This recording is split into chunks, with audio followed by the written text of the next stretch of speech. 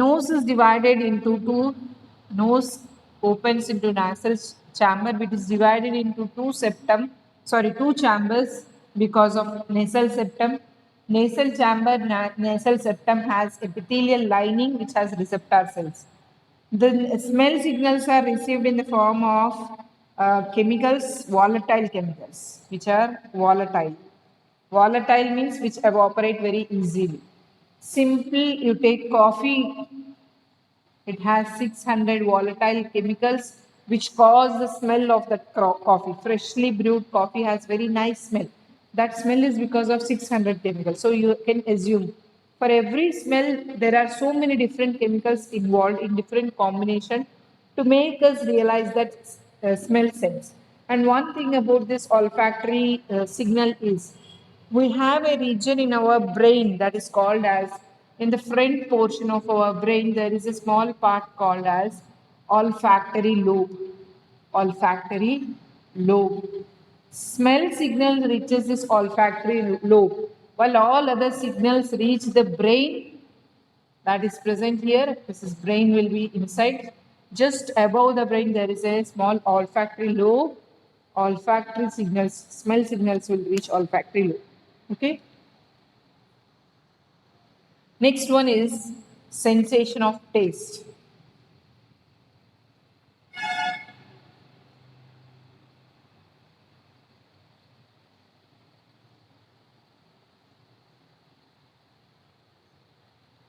On tongue, we have different papillae present to make us realize the sensation of taste.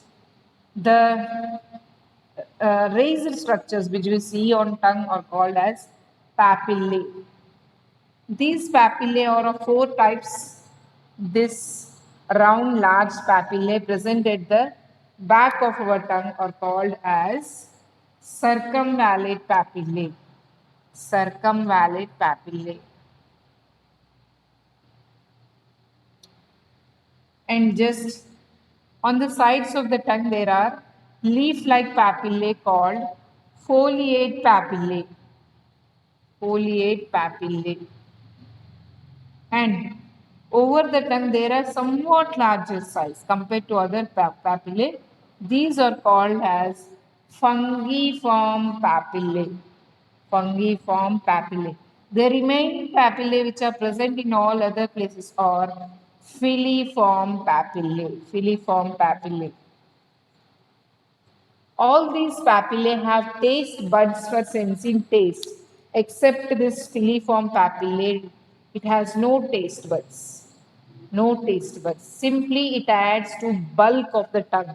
When we are chewing, when we are mixing the food with saliva, it should be some solid material which is mixing the food. So that is, it makes tongue bulky, that's all. Okay, in this different papillae, foliate papillae are present for 2 to 3 years only. After that, they disintegrate. It's not present after 2 to 3 years.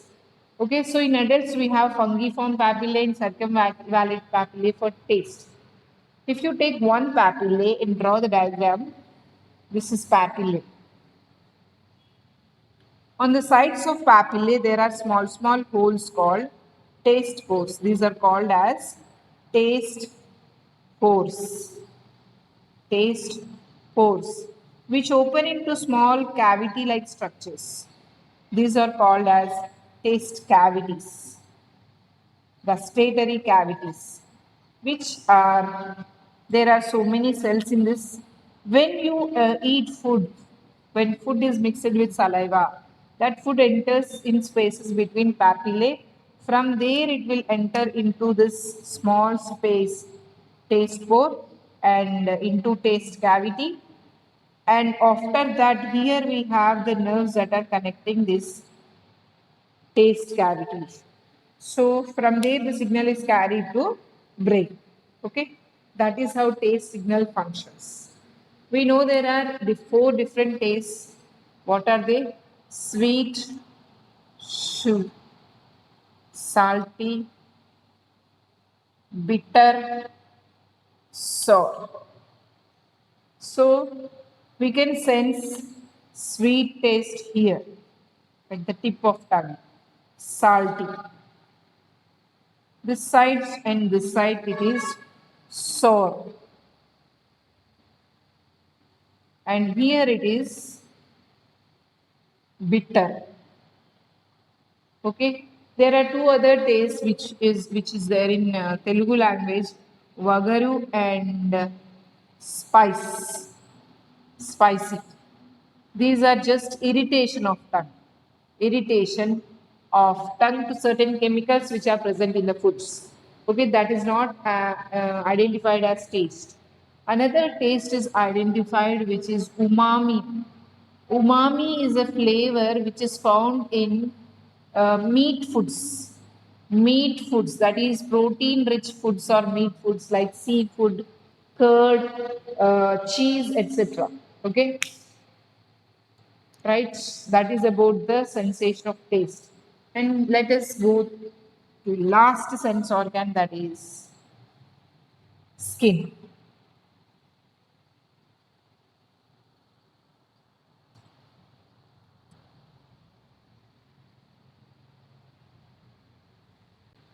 Skin is made up of two layers. Skin is made up of two layers. The first layer is called as epidermis. Epidermis. And the lower layer is called as dermis. The first layer is divided into three layers. What are the three layers? First one is stratum corneum. Stratum corneum, which has all dead cells. Skin cells are dead every day, which shed so many skin cells. 2 to 3 grams of skin cells are dead. Dead cells are shed from the body every day. That is coming from this first layer of epidermis called stratum corneum. Second layer is granular layer. Granular layer, where actually the melanin granules which contain melanin are present in our skin. And third layer is, what is melanin? Melanin is a pigment which protects our skin. It makes our skin dark, but it gives protection against the harmful sun rays. When you go out in sun, your skin gets darker. Why? More amount of melanin produces to protect your skin against the sun's harmful rays. Okay. It is a black color pigment which is present in eye also. We discussed about it in eye also. Third layer of epidermis is Malpighian layer. Malpighian layer. This layer of skin, Malpighian layer is a layer which consists of newly formed living cells. Newly formed cells. That means when the cells are dying every day, the new cells should be produced every day. That new cells are produced from Malpighian layer. Okay, these are the three layers which are present in epidermis. So, when we draw the diagram of cell, the topmost layer is consists of granules. This granular layer. Above this stratum corneum is a very thin layer, so it cannot be represented in the diagram. After this comes here the stratum corneum is present, and just below this there is Malpighian layer of skin. This is not a straight layer, there are so many up and downs in it like this. Over the epidermis there is growth of hair, and there are some pores inside the skin. Okay, there are pores inside the skin sweat pores. Okay, what about dermis? Dermis consists of the remaining parts, like if this hair is there, there should be a hair follicle.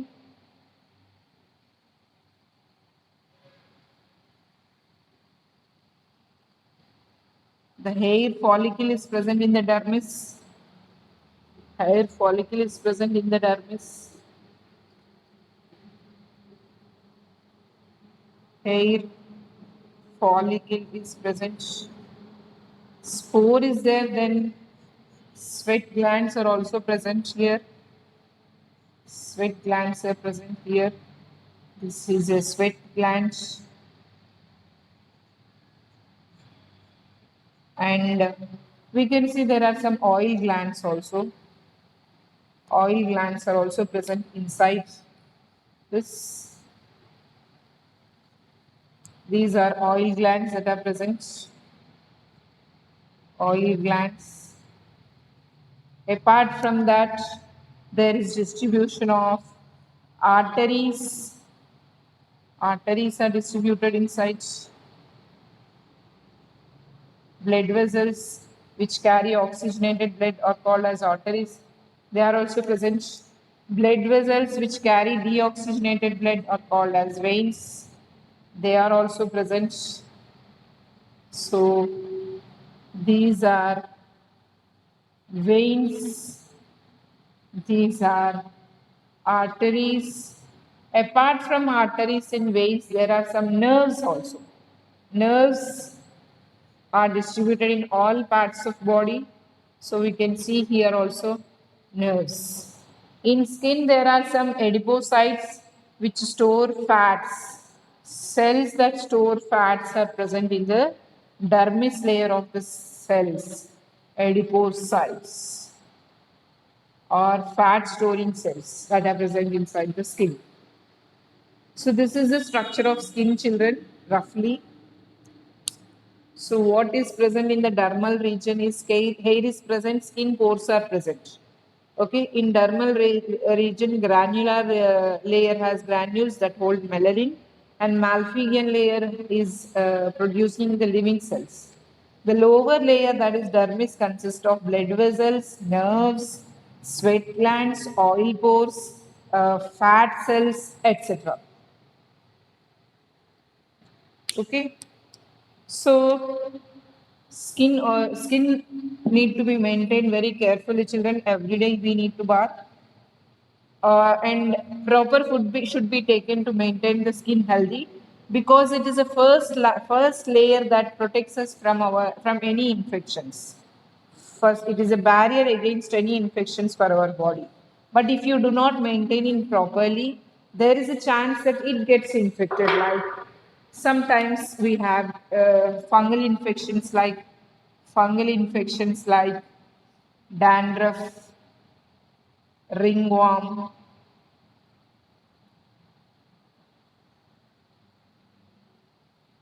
niacin, vitamin deficiency. Niacin causes pellagra, where there is uh, the skin is not healthy. Because of niacin deficiency, skin does not look healthy.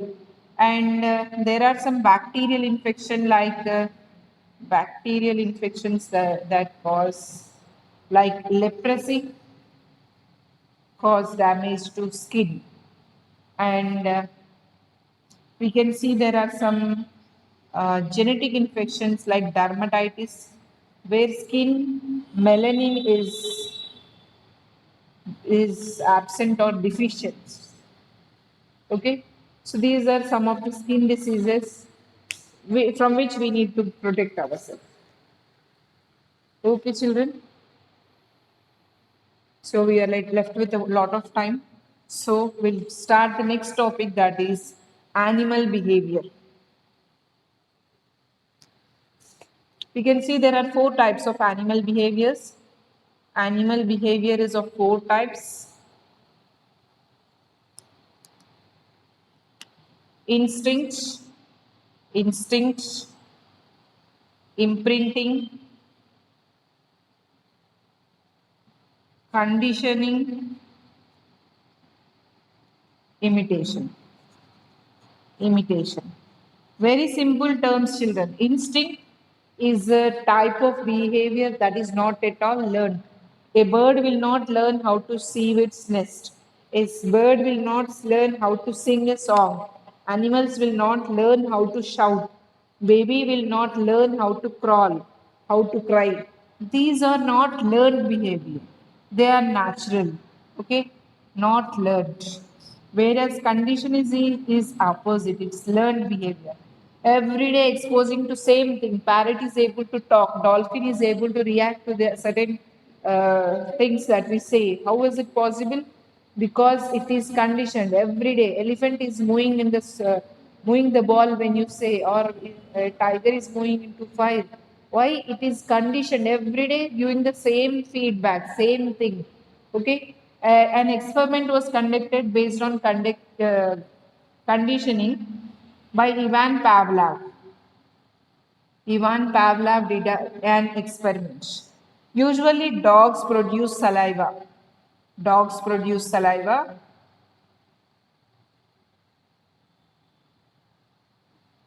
Saliva is produced by dogs. Why? Okay, something like this. Why? When food is supplied. When food is supplied, it should produce saliva. But it's not producing when food is not there. What Ivan Pavlov did is he supplied food after giving bell. After bell food. He did this after bell food. Bell is followed by food. Bell, food. Bell, food. Every day he did this for 1 week. After 1 week, what did he find? He found that the dog is producing saliva even by listening the bell. Why? It connected bell with food. After bell is given, immediately food will be supplied. This behavior you can see in your pets that you tame at your home also. Every day you are bringing the bowl and putting food in that. After few days, you bring the bowl and the dog gets excited. Dog starts salivating immediately after bringing the bowl. Okay, we can see. Okay, that is about conditioning. Imprinting is a type of behavior in which the baby identifies mother immediately after birth. Baby identifies and follows mother immediately after birth. This is usually seen in birds, farm birds. Birds in the sense farm birds, like goose, hen, poultry, all this. Okay, they identify the first moving object after hatching from egg as their mother, and they follow their mother for every behavior. Okay, so most of the birds, all farm birds and most of the birds, we can find this type of behavior.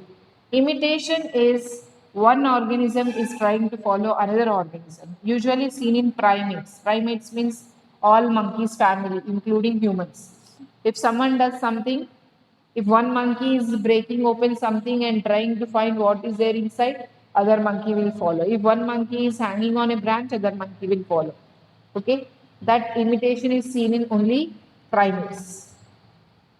This is also imitation, this is also imitation, but this is imitating its mother, this is imitating others. Okay, among these behavior, imprinting is absent in human beings. Baby that is newborn will not identify mother immediately.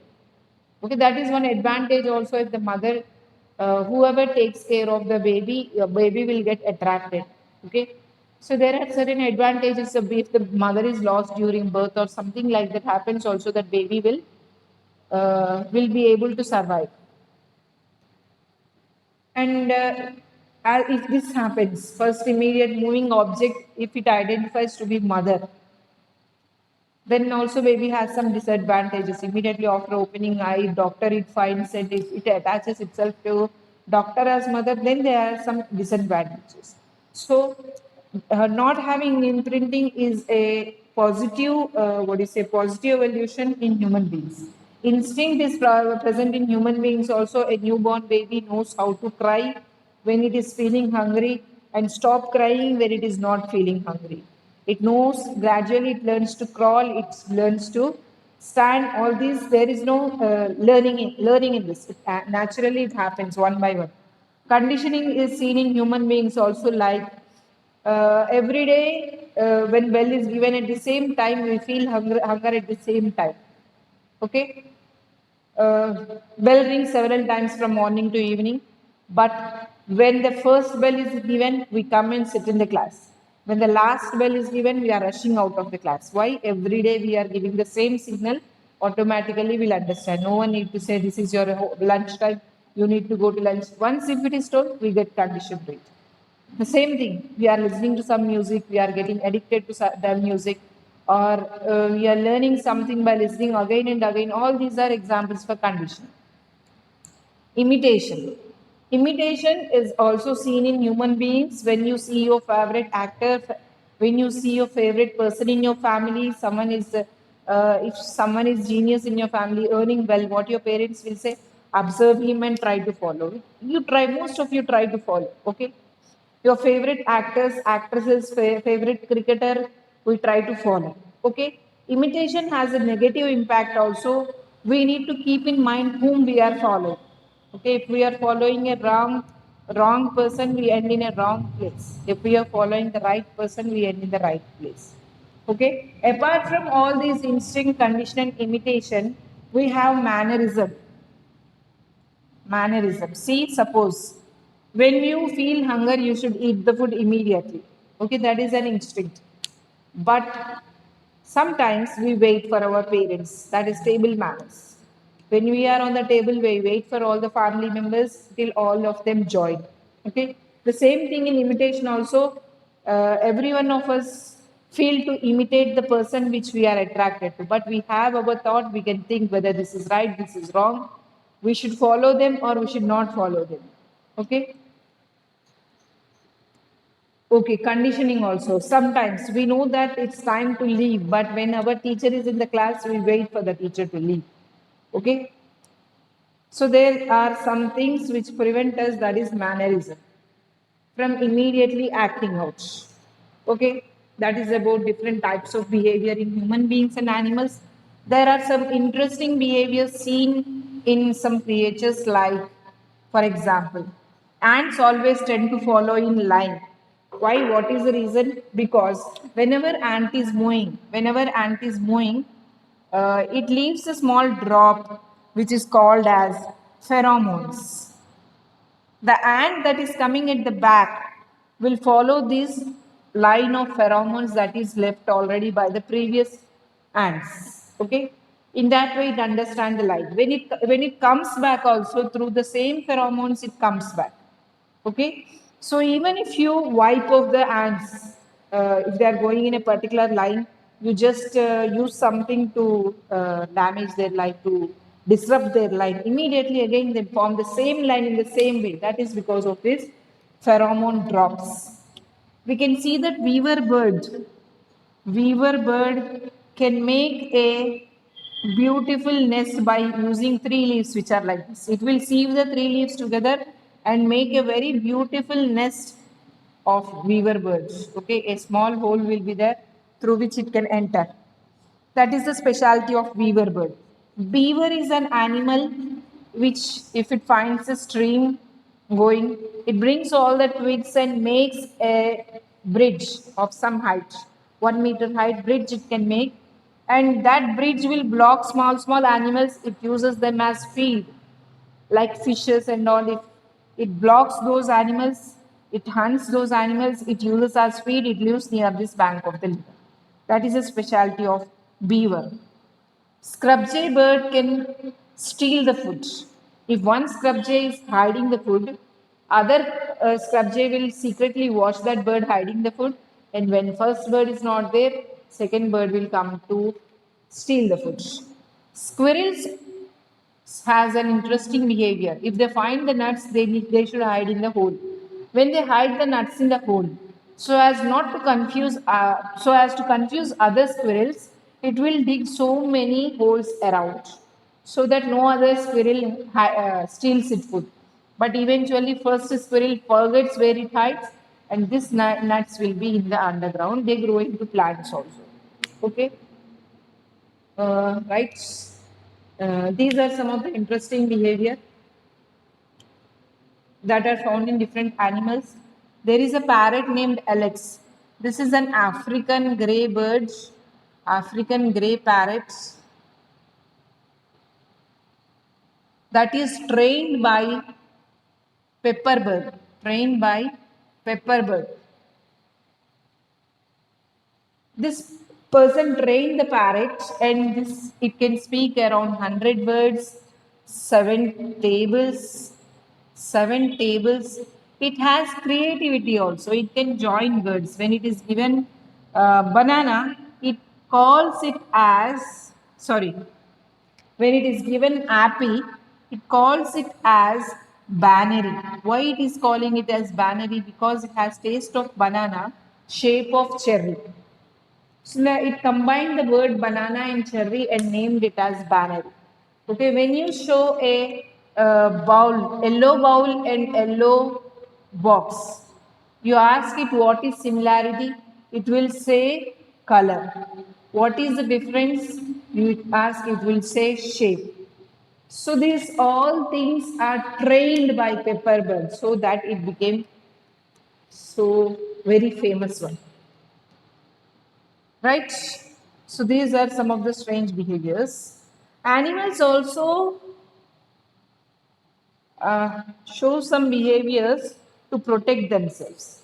Like bombardier beetle releases one very different smell whenever someone touches it. Whenever someone touches it, it gets a very strange smell. It releases a strange smell to protect itself from other organisms. Some snake will hiss, produce hissing sound to protect itself from animals. Dogs bark. Tasmanian devil, Mullapandi we say, it produces stiffs all its hair so that no animal comes near. So different organisms show different types of behavior for their protection.